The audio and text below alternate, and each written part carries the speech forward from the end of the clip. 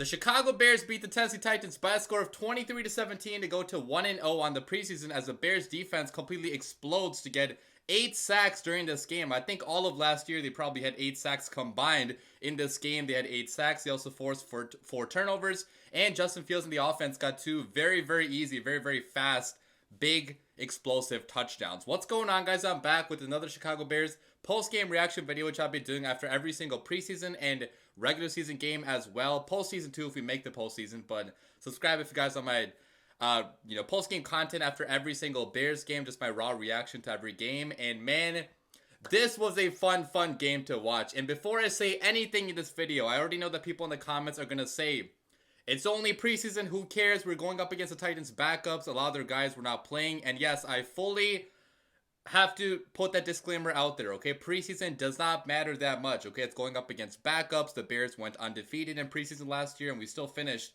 with the worst record in football, so it doesn't mean much of anything, but we can still take away, individual efforts from individual players and discuss how they did, because some of this is going to translate. DJ Moore making fantastic plays after the catch, turning on the Jets for a 60-yard touchdown after catching a screen pass. That's going to happen in the regular season too, guys. That's not only going to be a preseason thing, obviously, because he's done that in the regular season as well. So, some of this is going to carry forward when the games actually matter. Some of it might not. I'm sure we're not going to get 8 sacks every single game when the season actually starts, but there's still a lot to talk about, a lot to discuss in this game. And the first thing I do want to talk about, obviously, is Justin Fields and the first team offense very easily scoring 2 50-plus yard touchdowns immediately, basically. Both times, both drives, we scored within the first 2 or 3 plays on screen passes. So working that short passing game, the first one was to DJ Moore. Justin Fields got the ball to DJ Moore. It was a little bit behind, okay? If I'm nitpicking, it was not the best throw by Fields. It could have been a little bit better, but DJ Moore, being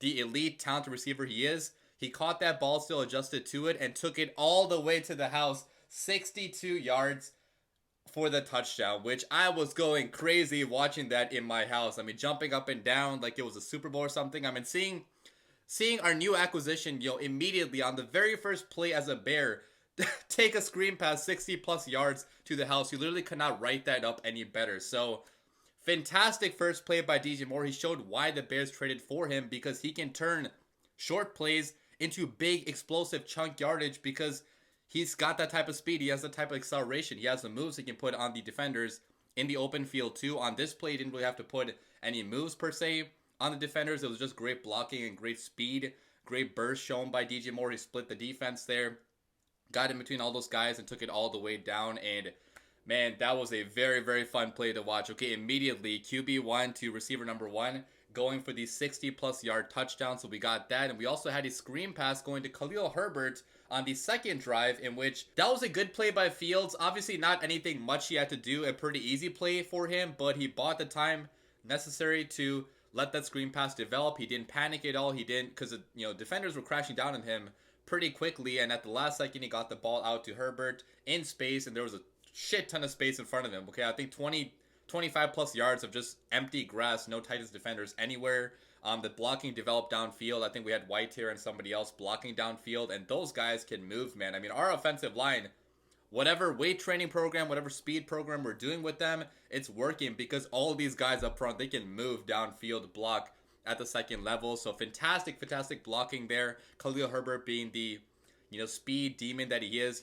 Herbert also has good amount of speed. He took it all the way to the house for another, I think it was 60-plus yard touchdown. Let me get the exact number. It was 56-yard touchdown. So Justin Fields, guys, to only complete 3 passes, his final stats for the day were 3 for 3 for 129 passing yards, 2 passing touchdowns, 0 interceptions, and a passer rating of 158.3.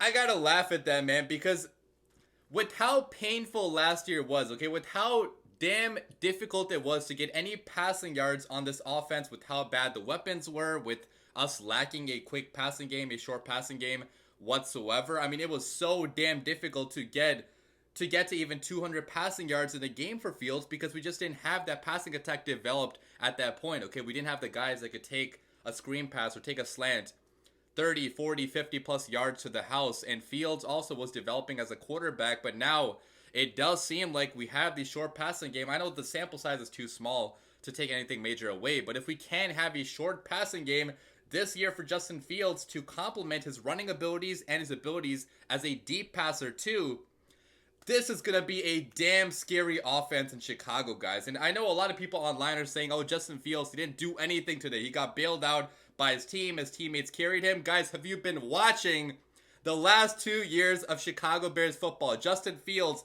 has been the only offense every single game, okay? Carrying the team on his back, scoring 50, 60-plus yard touchdowns, still delivering bombs downfield to backups that nobody has heard of. And now that he actually has help, he actually has weapons, you're mad at him for using those weapons? Like, what the hell are you guys talking about? Okay, NFL Twitter is extremely dumb in that regard, that they're kind of criticizing Justin Fields for having receivers that actually do some work for him after the catch, like any good quarterback has. How do you guys think a quarterback like Kirk Cousins gets 4,000 plus passing yards? It's not only on bombs downfield, okay? It's by getting a lot of yards after the catch. Even Patrick Mahomes was almost top in the NFL last year, the last few years of his career with Andy Reid, in terms of yards after the catch, because Andy Reid's schemes was up really good for him. And just, Patrick Mahomes, obviously, like, not every single play is going to be a crazy sidearm throw or a deep bomb. Like, you have to have the short passing game, the screen game to work to get those yards, those easy yards, those gimme yards for your quarterback. So you better not criticize Justin Fields for finally getting those free yards, because he's not had those ever in the past. So with that out of the way, guys, I do have to say, obviously Fields' job was easy in this game. He didn't have to make any crazy spectacular throws, so we still have to see, a bigger sample size to see what this offense actually can be. But guys, we did not have, Chase Claypool, Darnell Mooney, starting right guard Nate Davis in this game. So there were some guys out still, so this offense can be even better than what it was in this game. And the sample size, again, was just too small to take anything major away. But the main takeaway I have from this is that, we finally have guys that can get yards after the catch. And the offensive line, I do want to talk about them. I mean, I can't take anything too much away from them in terms of pass protection, because, they didn't have to really pass protect that much, the starting offensive line, because Fields got the ball out super quick. All the plays were basically dump offs or screen passes. So not really much to take away there. But in terms of blocking downfield on the screen passes, that was fantastic both times. Okay, really good blocking from the receivers and the offensive line, the guys that were downfield. So, I mean, hats off to the Bears starting offense. You could not draw up a more perfect starting 2 drives to score touchdowns back to back. I was only hoping for 1 touchdown because I thought they might be taken out after the first one. They stay in for the second drive, score another one. That was really, really fantastic. So, good by the starting offense. Talking about the Bears defense, though, it did not start out that good, okay? The first drive of the game, the Titans got the ball. They got down the field relatively easily. Malik Willis was the starting quarterback. He got some easy throws, big play, big chunk plays downfield, in which there seemed to be no pass rush really on that first drive. So bad start on that first drive. Kyler Gordon did actually come through and knock the ever-living hell out of whichever poor Titans player that was. He's going to be feeling that tomorrow morning. I mean, Kyler Gordon hit that guy super hard, like multiple times on that drive. Almost forced a fumble, but it was not ruled a fumble, unfortunately. So they keep the ball. They score a pretty easy touchdown. Malik Willis, I think, ran that in. So started out kind of bad. I was kind of feeling bad on that first drive. I was thinking, where's the pass rush? What's happening? But after that first drive, the Bears defense completely turned it on. Okay, 8 sacks. They finished this game with 8 total sacks, which is freaking insane. I mean, I feel like, again, like last year, like all of last year, we probably had like 8 sacks combined. I mean, obviously not, but it felt like that. Like, we went multiple games sometimes without a single sack. But, man, in this game, our backups played their asses off at edge and at interior defensive line, too. Okay, so talking about some guys that stood out to me.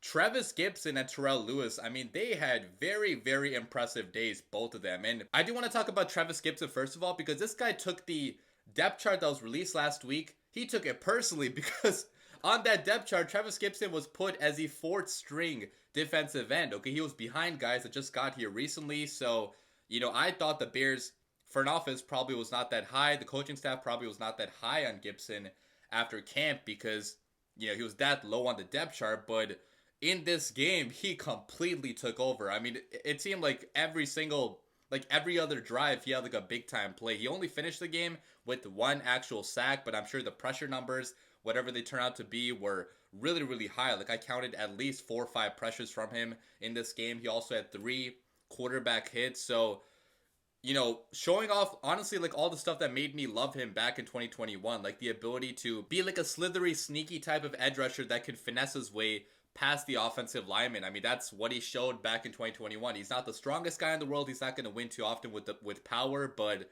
with speed, with finesse, he did win there back in 2021 as a backup edge rusher. And I think that playing, as a backup against guys that are not going to be as good as the guys he had to face last year as a starter, that's going to be really good for him if he does end up making this roster. And maybe he could have another season like 2021 or 2022 in which, well, obviously not 2022, but 2021 and end of 2020, in which he did look pretty decent as a backup rotational edge guy. I still don't think he's ever going to be a full-time starter because he doesn't have, that upside to be an actual starter. But as your number 3 edge, number 4 edge, that could be a pretty good rotational guy. So fantastic showing out of him, and also Terrell Lewis, the guy out of Alabama, who has a pretty insane story. So he went to Alabama, obviously a big-time college, but he suffered a major injury in college, and that injury definitely impacted him and his draft stock and his time in the NFL too. So he's had a pretty rocky start so far to his football career after college, but he found his way to the Chicago Bears, and he's been looking like an absolute monster so far in both camp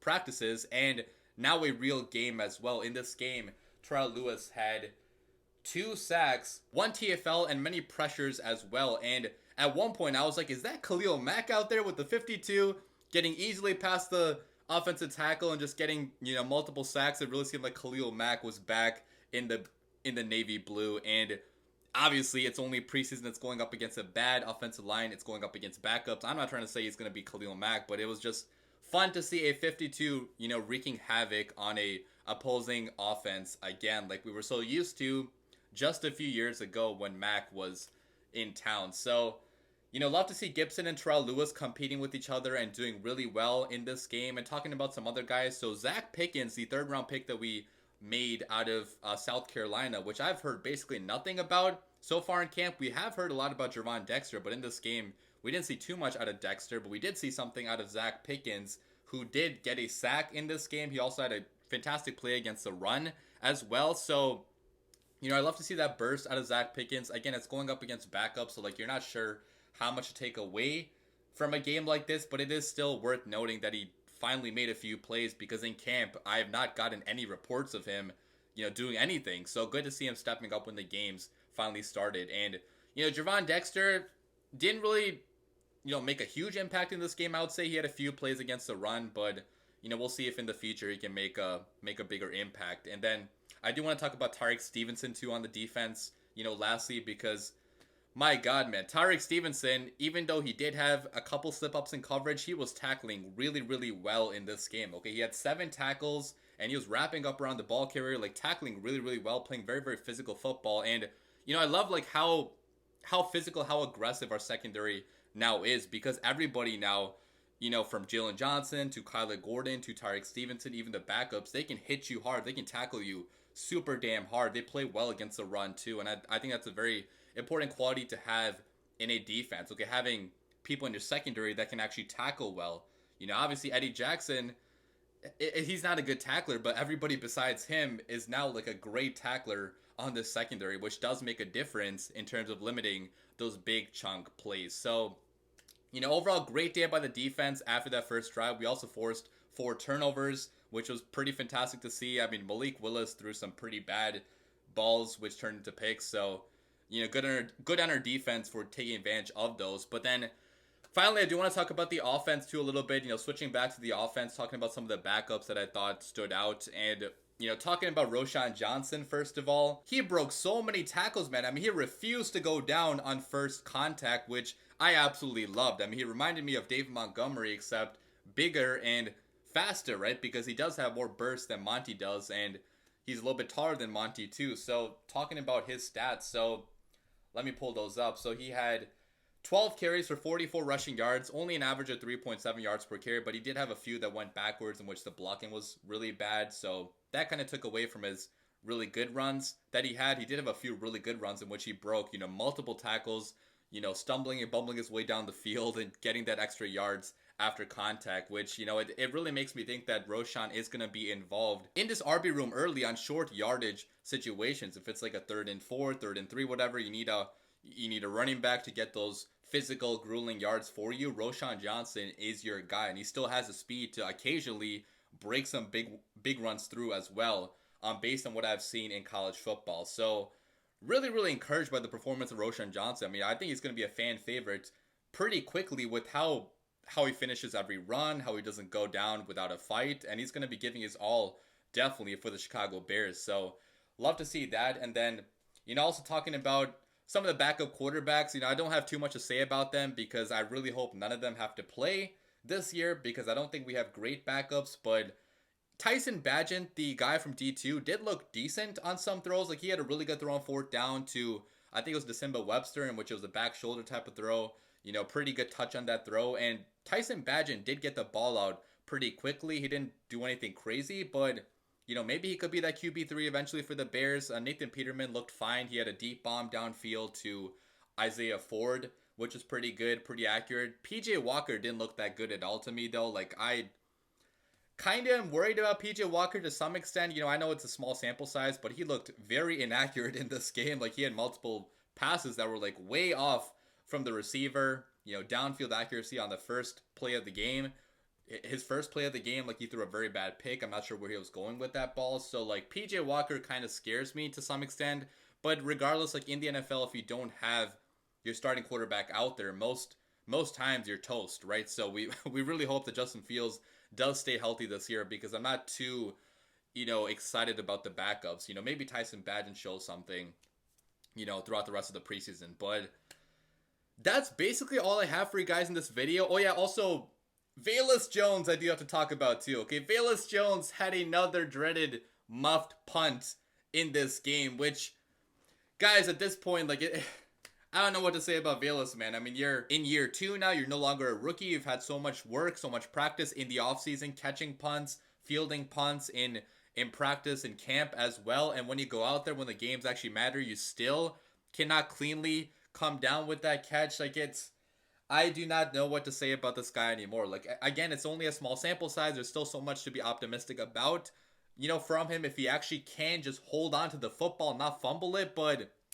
unless you can catch the ball, like, you're not going to be our return man this season because you're going to be a liability. And Tyler Scott, the rookie, also had, I believe, a muffed punt in this game. So I am a little bit worried about a returner situation because I don't know if we have a guy that can, field a punt, field a kick cleanly right now. But maybe I'm overreacting too much, especially to Tyler Scott. Like, I'm sure Tyler Scott is going to be fine after more practice. He's only a rookie, so he actually has an excuse. Velus Jones does not have an excuse. So, not good from Velus, but hopefully going forward, they will clean this up and it won't be a problem. But I'm still going to be panicking this year when Velus Jones takes the ball out if he is going to be our return man this season. But that's it for the video, guys. I'll be back with another one, breaking down the next game after, I think next game is next Saturday. I actually have a wedding I have to go to that day, so, like, my post-game reaction for the next game is not going to be out until Sunday probably,